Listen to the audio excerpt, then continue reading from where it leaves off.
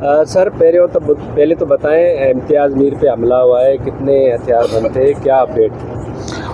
जी बिल्कुल, बड़ा ही unfortunate incident है और जिसमें दो तीन इस चीज़ें सामने आई हैं अभी तक हमारे पास में। मैंने हॉस्पिटल भी अभी आया हुआ हूँ, क्राइम सीन भी विज़िट किया है, वहाँ पे लोगों को इंटरव्यू भी किया है, जिसमें अभी जितनी भी चीज़ें हैं जिसको हम जो सर्कमस्टेंशियल एविडेंस भी कह सकते हैं, जो फोरेंसिक एविडेंस है, टेक्निकल एविडेंस है, सारी चीज़ें अभी हम कलेक्ट कर रहे हैं। जो मौके का जो सीसीटीवी फुटेजेस हैं वो भी हमने कलेक्ट की हैं, इसका जो रूट मैप है वो भी हम बना रहे हैं, सारी चीज़ें हम इसको देख रहे हैं। कुछ चीज़ें सामने आई हैं, वी आर ऑन इट इंशाल्लाह। इसमें से जो भी चीज़ जो कि corroborate होती है और जिसमें क्लियर एविडेंस सामने आता है, इंशाल्लाह उसको इंश्योर करवाते हैं। अच्छा सर, ये भी बताया जा रहा है कि इनमें कोई ख्वातीन भी थी मुसलमान।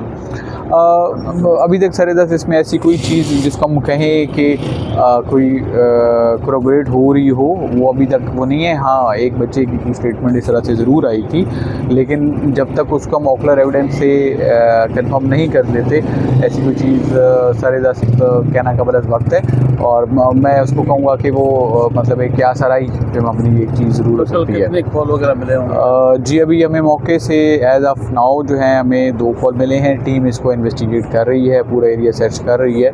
मज़ीद जो चीज़ सामने आती है वो भी हम इंश्योर करवाते हैं। Thank you sir.